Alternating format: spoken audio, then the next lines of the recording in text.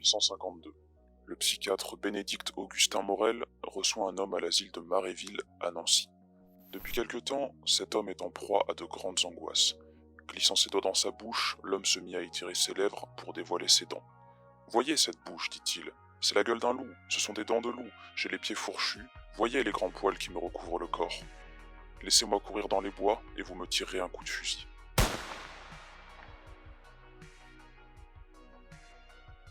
Si vous avez visionné mes anciennes vidéos, vous savez très bien que le cerveau peut tout à coup se mettre à dysfonctionner. Les syndromes sont nombreux et certains sont tellement rares qu'ils sont très peu connus du grand public. Et le sujet de cette vidéo aujourd'hui entre complètement dans cette catégorie. Le syndrome dont nous allons parler a été décrit pour la première fois en 1852. Syndrome qui en 160 ans, soit de 1852 à 2012, a été recensé seulement 56 fois. Aujourd'hui donc, nous allons parler de ces gens qui tout à coup se croient transformés en animaux. Et croyez-moi, il y en a des choses à dire.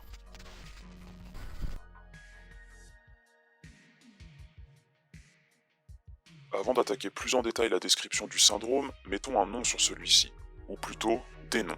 Aujourd'hui nous allons parler de la zoanthropie, aussi appelée lycanthropie clinique, kynanthropie ou tout un tas d'autres noms compliqués. Mais j'utiliserai surtout la première appellation dans cette vidéo, et ce pour éviter toute confusion, étant donné que c'est un terme qui est plus large. Car si la transformation en loup va revenir dans cette vidéo, vous verrez que ce n'est pas la seule, et la lycanthropie clinique n'est en réalité qu'une forme spécifique de zoanthropie.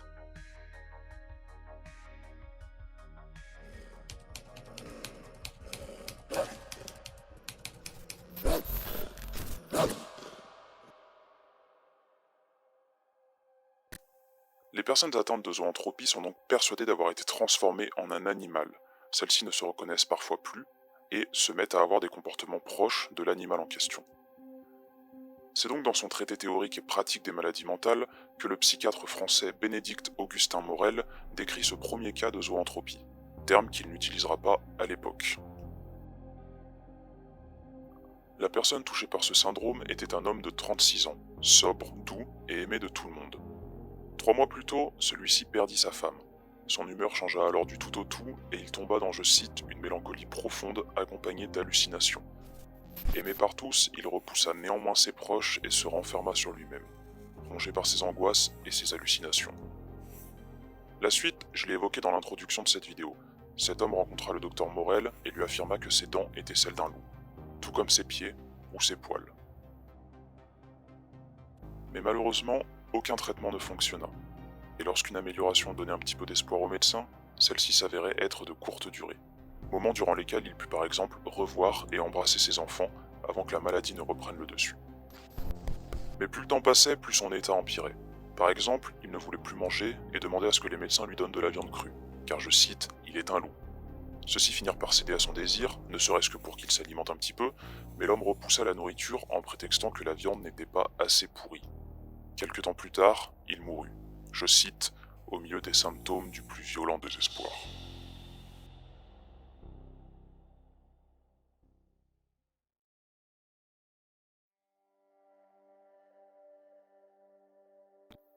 Et nous voilà très rapidement plongés complètement dans l'idée que j'ai de cette chaîne, c'est-à-dire traiter et parler de troubles et syndromes méconnus, peu recensés, mais pourtant bien réels et douloureux.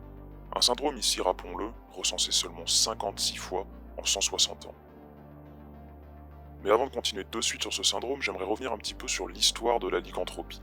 En effet, en plus d'être le sujet de cette vidéo, la lycanthropie est présente dans l'histoire depuis longtemps. Très longtemps. Hérodote parlait déjà au 5e siècle avant Jésus-Christ, je cite, d'une race d'hommes vivant aux abords de la mer Noire, capable de se transformer en loup au moyen de pratiques magiques. Mais ce n'est pas tout, et la lycanthropie était elle aussi présente dans les croyances, comme dans l'Ancien Testament ou encore dans la mythologie grecque.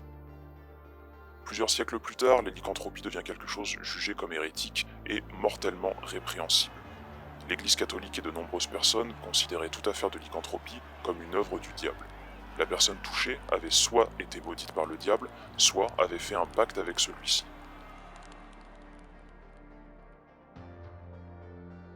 Petit à petit, la lycanthropie fut de plus en plus considérée comme une maladie mentale. Et si le docteur Morel fut le premier à la décrire en suivant et étudiant un cas concret, certains médecins avaient déjà fait le rapprochement bien plus tôt entre lycanthropie et maladie mentale. C'est le cas de Marcellus de Cide par exemple, un médecin qui déjà au IIe siècle voyait la lycanthropie comme une forme clinique de mélancolie. Maintenant, tout le monde connaît la lycanthropie pour sa place fantasmée dans les œuvres de fiction, que ce soit dans des œuvres de dark fantasy, des films, des séries, des jeux vidéo. Pourtant, très peu de gens savent d'où ça vient, ni même qu'une maladie mentale existe. Et c'est principalement pour ça en fait que je voulais traiter ce sujet. Bien que des cas soient rares dans le monde de la médecine, je trouve ce sujet fascinant. Bien documenté, il est assez facile de remonter le temps et de trouver des sources parlant de lycanthropie. Et ce, bien avant que celle-ci ne soit considérée comme une maladie mentale. Mais nous reviendrons sur tout ça un petit peu plus tard lorsque nous étudierons des cas concrets. Les bases historiques étant posées, revenons maintenant si vous le voulez bien sur le terme de zoanthropie. Comme dit en début de vidéo, le terme lycanthropie clinique concerne surtout la transformation en loup. Néanmoins, en fonction des croyances, des cultures et même des personnes, il est tout à fait possible d'avoir la sensation d'être transformé en autre chose qu'un loup. Et si j'en parle, c'est évidemment que c'est déjà arrivé à plusieurs reprises.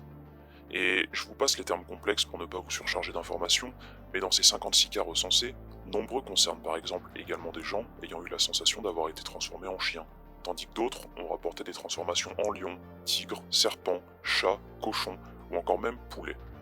Et c'est en fait pour ça que j'ai choisi d'utiliser plutôt le terme zoanthropie, c'est que c'est un terme qui est plus large, plutôt que lycanthropie clinique qui ramène vraiment à la transformation en loup.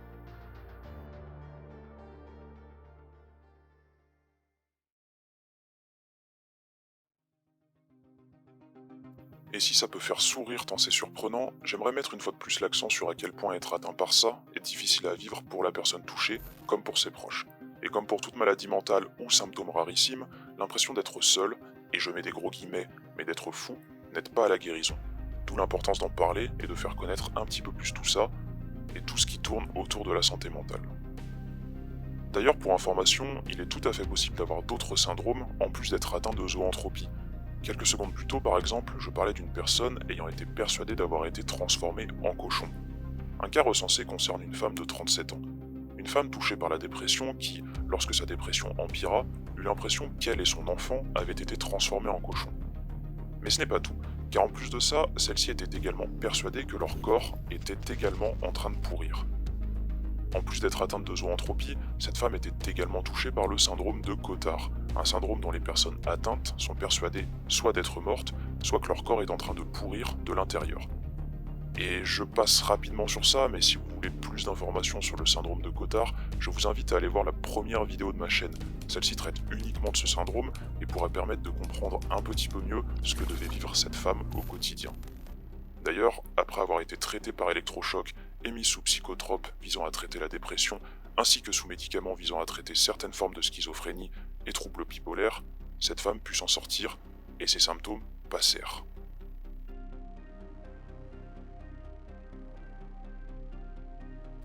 Et maintenant que nous avons évoqué les bases historiques de la lycanthropie ainsi que le syndrome dans les grandes lignes, laissez-moi vous expliquer comment celui-ci peut survenir. Une quarantaine de cas de zoanthropie sont associés à des troubles tels que la schizophrénie, le trouble bipolaire ou encore la dépression psychotique. Mais d'autres causes peuvent mener à ça. J'ai par exemple trouvé une étude sur un joueur de football américain de 21 ans ayant lui aussi été atteint par la zoanthropie, couplé une fois de plus à un syndrome de Cotard.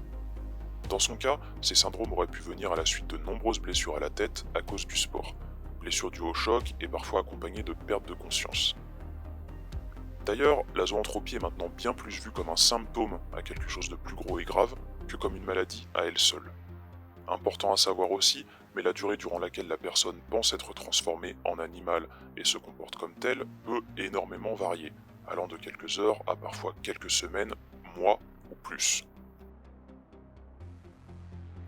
Pour finir, j'ai trouvé deux cas mentionnant qu'une trop grosse consommation d'alcool avait pu être la cause de cette sensation de transformation en animal, et deux autres cas mentionnant une trop grosse consommation de drogue, allant du cannabis à des drogues hallucinogènes comme le LSD. Et vous l'aurez compris, mais comme pour une bonne partie des choses que j'évoque sur cette chaîne, il est difficile, voire impossible de donner une raison très claire et précise de ce qui pourrait mener à un tel syndrome. Dans les personnes, les façons de ressentir les choses et les situations sont différentes. Néanmoins, effectivement, dans la plupart des cas, ce syndrome touche des personnes souffrant déjà de pathologies, comme par exemple la schizophrénie ou encore le trouble bipolaire.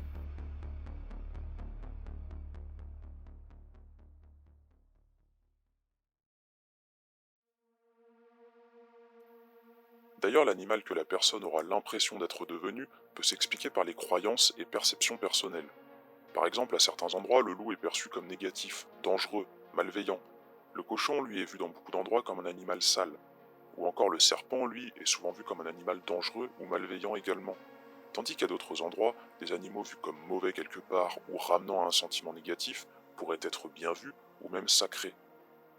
Mais en plus du background culturel, une des choses qui est aussi ressortie des études des différents cas est que la plupart du temps, les personnes atteintes par ce syndrome ont l'impression de se transformer en un animal qu'elles voient ou jugent comme négatif ou mauvais.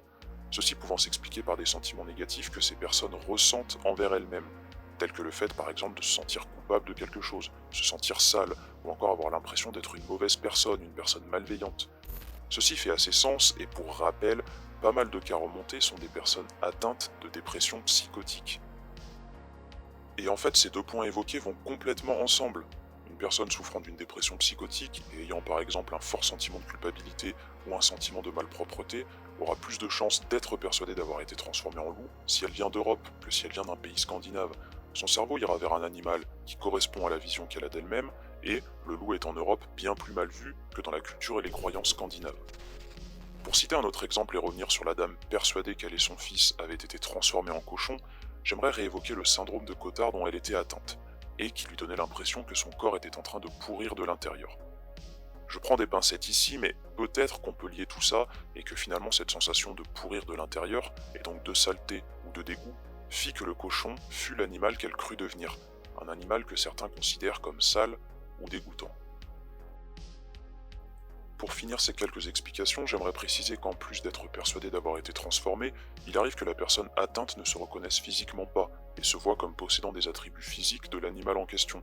Plus de poils, des crocs de loup, des griffes à la place des ongles. Mais en plus de ça, la personne peut commencer à se comporter également comme l'animal en question. Le patient du docteur Morel lui demandait de la viande fraîche, car c'est ce que mangent les loups. Mais il arrive aussi que certaines personnes se mettent à grogner, à se déplacer à quatre pattes, ou encore à miauler pour celles persuadées d'avoir été transformées en chat. Mais évoquons maintenant des cas un peu plus en profondeur si vous le voulez bien. Comme dit un peu plus tôt en début de vidéo, la chose intéressante avec ce sujet est qu'il est possible de revenir assez loin en arrière, bien avant la date à laquelle la maladie a été décrite par le docteur Morel. Les deux cas dont je vais parler juste après entrent complètement dans cette case de cas dits historiques. Et s'il n'y a eu aucune confirmation de la part de médecins pour le premier, vous verrez que certaines similitudes sont tout de même troublantes. Et il est important, je pense, d'évoquer ces deux cas bien réels pour comprendre l'évolution de la lycanthropie et la place qu'elle avait à l'époque. D'ailleurs, vous pouvez retrouver mes sources en description. Beaucoup de mes sources sont en anglais, mais n'hésitez pas à y jeter un œil si vous voulez en savoir plus. Revenons donc un peu plus de 400 ans en arrière pour parler d'un homme nommé Gilles Garnier. 400 ans en arrière pour parler de l'un des rares cas de lycanthropie répertoriés dans les dossiers de la justice, et en plus de ça, plutôt bien documentés. Pour rappel, à cette époque, la France est encore en plein dans les sujets de sorcellerie et de créatures démoniaques. Gilles Garnier est né à Lyon. Suite à une envie de s'isoler du monde, Gilles s'installe par la suite en Franche-Comté, accompagné de sa femme et de ses enfants. Ayant un mode de vie différent de la majorité, Gilles et sa famille vivent en ermite en pleine forêt de serre. Vivant dans la misère, il lui arrivait la plupart du temps de chasser son propre gibier et d'arpenter la région à la recherche de quoi manger. Gilles était donc tout d'abord connu de certaines personnes.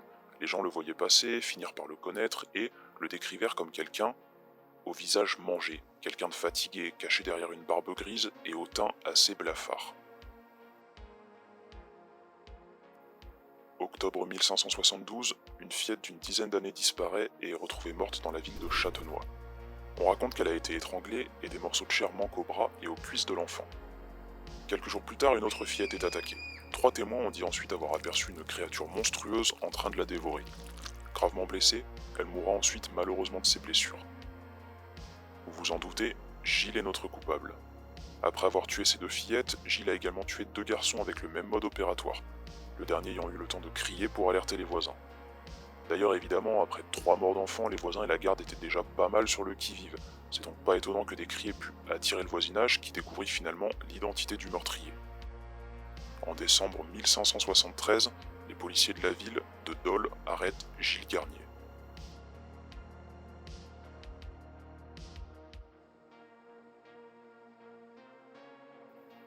Au procès, Gilles explique avoir rencontré un esprit à forme humaine dans la forêt. Celui-ci lui aurait proposé de lui apprendre l'art de se changer en animal, plus précisément en loup, lion ou léopard. Gilles aurait apparemment choisi le loup. Une autre source dit que Gilles aurait expliqué que lorsque lui ou sa famille est dans la tourmente, un homme apparaît et lui offre une pommade permettant de se changer en loup. Dans l'imaginaire collectif, Gilles aurait pactisé avec le diable, et c'est le 13 janvier 1574 qu'il est jugé coupable de lycanthropie et sorcellerie, et donc condamné à la peine de mort. Le 18 janvier, soit 5 jours plus tard, Gilles fut brûlé vif. Si j'ai choisi de raconter cette histoire, c'est d'abord parce qu'elle est l'une des plus médiatisées concernant des cas de lycanthropie à cette époque. Par contre, j'aimerais tout de même m'attarder sur un petit point avant qu'on ne passe à la suite. Gilles n'est pas le seul à avoir été condamné au bûcher après avoir été jugé coupable de lycanthropie ou de sorcellerie. Même en France, il est possible de trouver d'autres cas documentés. D'ailleurs, pour vous rendre compte de la chose, environ 600 personnes ont été condamnées au bûcher au XVIe siècle après avoir été jugées coupables d'actes de lycanthropie. Néanmoins, comme dit avant de vous raconter cette histoire, il est impossible de savoir si oui ou non cet homme était véritablement atteint de lycanthropie clinique. En effet, l'époque était différente de celle d'aujourd'hui. Les croyances étaient différentes, la famine était présente, et il est possible que tout ça ensemble ait pu être la cause de ce genre d'histoire et d'actes macabres. Néanmoins, c'est connu, mais certaines personnes condamnées au bûcher étaient effectivement atteintes de maladies mentales. Et si je ne peux rien affirmer pour Gilles, je suis quand même presque sûr que parmi les 600 personnes condamnées au bûcher pour lycanthropie, certains et certaines étaient sûrement touchés par cette maladie. La deuxième histoire que je voulais évoquer date à peu près de la même époque, mais celle-ci marque un tournant dans l'histoire de la lycanthropie et dans son chemin vers la reconnaissance médicale. Cette seconde histoire est celle de Jean Grenier, celle d'un enfant de 14 ans racontant à qui voulait l'entendre qu'il avait le pouvoir de se transformer en loup. En mai 1603, la justice commence à enquêter sur une série de disparitions, de meurtres et d'agressions par une créature ressemblant à un loup. Évidemment, Jean Grenier fut assez rapidement soupçonné, étant donné qu'il en parlait à tout le monde. Celui-ci vouait d'ailleurs une étrange fascination au loup et n'avait même pas de mal à avouer ses actes. Lors du procès, Jean avoua qu'il se transformait en loup depuis déjà quelques années et avoua même avoir dévoré quelques enfants. Pour lui, le goût des enfants était bien meilleur que celui du gibier. Pour rappel, Jean avait 14 ans lors du procès. Tout d'abord, Jean rejeta la faute sur son père, affirmant qu'il possédait un coffre dans lequel était stocké une peau de loup et un onguent permettant de se transformer en loup. Le père, interrogé par la justice, expliqua que son fils était un idiot et bien évidemment aucun coffre ne fut trouvé lors de la fouille du domicile familial. Finalement, après cette fouille ne donnant rien, Jean changea d'avis et revint sur ses accusations qu'il avait faites contre son père. Pour affirmer si oui ou non Jean était bien l'auteur des agressions, la police demanda une reconstitution des différentes scènes. L'adolescent s'y prêta sans aucun problème et montra les endroits des agressions. Sa version des faits coïncidait avec les blessures des victimes et avec les différents témoignages, et Jean fut condamné à être pendu, étranglé, puis incinéré. Oui, tout ça à seulement 14 ans. Et pour l'instant on est très proche de l'histoire de Gilles Garnier, mais la petite particularité de cette histoire arrive après.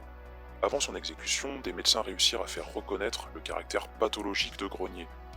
Difficile pour la cour à cette époque d'accepter un résultat différent du pacte avec le diable, mais l'irresponsabilité du garçon est finalement validée grâce à différents points.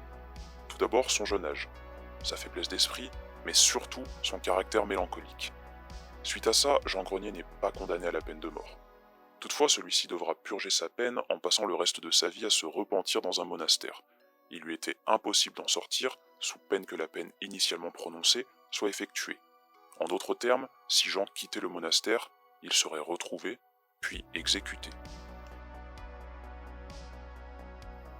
Bon, certes, Jean a réussi à éviter la mort, mais il n'est pas considéré comme innocent pour autant, et le reste de l'histoire est encore plus tragique. Il est dit que Jean perdit définitivement l'esprit quelques années plus tard. Celui-ci refusait de se nourrir et se comportait de plus en plus comme un loup, se tenant à quatre pattes et hurlant ou grognant. En 1610, Jean mourut dans le monastère, dans lequel il était condamné à passer le reste de ses jours.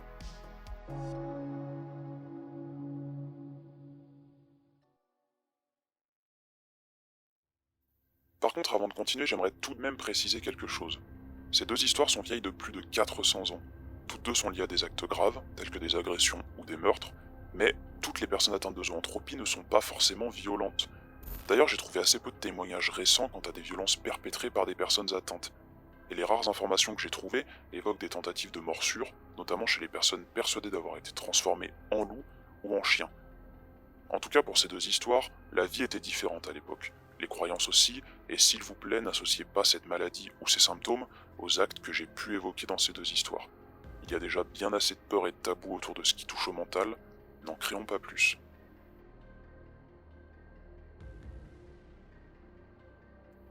Maintenant que nous avons évoqué ces vieux cas importants dans l'histoire de la lycanthropie clinique, j'aimerais rapidement parler d'autres cas de zoanthropie plus récents et plus concrets, recensés par les professionnels de santé.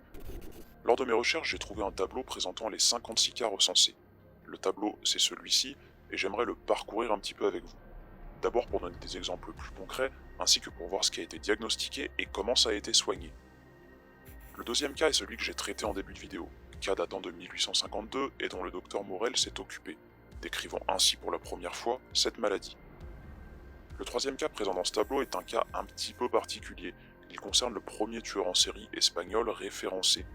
J'ai hésité à parler un peu plus longuement de cette histoire, mais celle de Gilles et Jean était déjà assez bien macabre, donc j'ai préféré me limiter à ces deux-là, car plus intéressantes pour l'avancée de la lycanthropie clinique vers la médecine.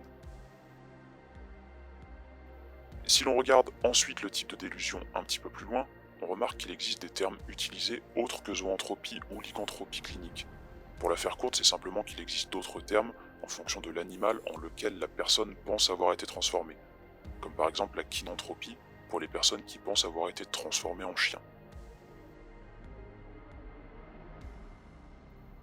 Les deux enseignements les plus intéressants de ce tableau est qu'il permet rapidement tout d'abord de remarquer qu'effectivement, le diagnostic ramène la plupart du temps à quelque chose de plus gros et plus grave que la zoanthropie.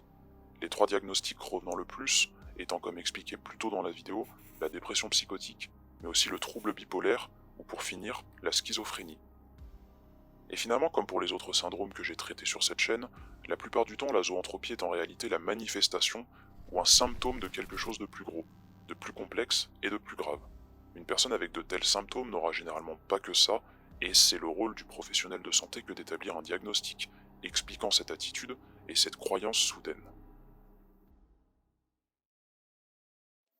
Le second enseignement intéressant est qu'il donne des informations quant au traitement donné à la personne atteinte, ainsi que si oui ou non celle-ci s'en est remise.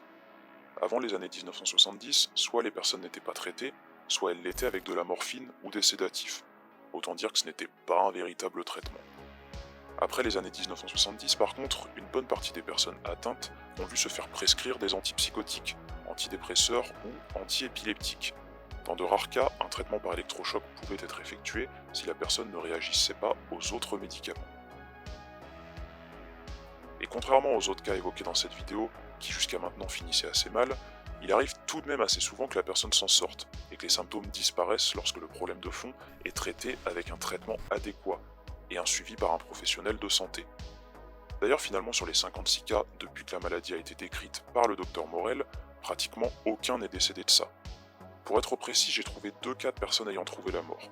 Le premier étant le patient du docteur Morel, dont j'ai parlé en début de vidéo, et le second s'étant lui-même donné la mort. Celui-ci ne souffrait une fois de plus pas uniquement de zoanthropie, mais également de schizophrénie. Du coup, j'aimerais quand même finir cette vidéo sur une histoire qui termine tout de même bien. Une histoire bien plus récente puisque celle-ci s'est passée aux alentours de 2019. Une histoire qui n'était pas comptée dans les 56 cas recensés et qui, si je n'ai pas raté des informations, fait donc de cette personne le 57e cas recensé depuis 1852. Cette histoire rapporte le cas d'une femme belge de 54 ans, s'étant soudainement prise pour une poule alors qu'elle se trouvait dans son jardin. Son frère l'aurait découvert dans le jardin tandis qu'elle gloussait comme une poule et secouait les bras comme pour battre des ailes. Elle bien évidemment imaginaire. Sans tarder, son frère l'emmena directement à l'hôpital. Une fois à l'hôpital, la femme continua d'avoir une attitude similaire à celle d'une poule. Elle réussira tout de même à avoir un discours à peu près cohérent et décrira avoir des sensations étranges au niveau des membres. De nombreux tests ont par la suite été effectués sur elle, excluant la présence d'alcool ou de drogue dans son corps. Les psychiatres se penchant sur son cas, ceux-ci en apprirent plus sur la patiente. Pharmacienne de profession, son environnement de travail était assez difficile pour elle, et ils apprirent également qu'elle était soignée pour une dépression suite à la perte d'un proche quelques mois plus tôt. De plus, elle avait très peu dormi sur les 5 jours précédant la crise. Les médecins n'ont pas pu trouver la cause exacte de la crise, mais selon eux, le combo de plusieurs choses aurait pu provoquer ça. Tout d'abord, sa profonde dépression, celle-ci lui ayant fait perdre l'intérêt de beaucoup de choses et même fait perdre 8 kilos. Le fait aussi qu'elle ait très peu dormi en 5 jours. Et pour finir, le fait qu'elle ait changé d'antidépresseur peu de temps avant la crise. Pour calmer son agitation, les médecins lui auraient administré une dose de tranquillisant par intraveineuse. À son réveil, cette dame a retrouvé une attitude normale et ne garde pratiquement aucun souvenir de la crise. Mise sous antiépileptique, la patiente est tout de même restée 9 semaines à l'hôpital en soins ambulatoires. Mais tout est bien qui finit bien. Son état dépressif s'est calmé, elle n'a pas eu d'autres épisodes psychotiques et elle a même pu reprendre le travail environ 1 an après cette crise. Et voilà, je voulais terminer cette vidéo sur une histoire un petit peu plus joyeuse, un petit peu moins macabre et qui termine bien pour cette dame. Donc j'espère que cette vidéo vous aura plu. Encore désolé pour le temps d'attente depuis ma dernière vidéo, j'ai eu quelques imprévus dont un déménagement et j'étais dans une situation où il était difficile pour moi d'enregistrer dans de bonnes conditions. Encore une fois, je fais ces vidéos sur mon temps libre et la documentation ainsi que le montage me prennent pas mal de temps.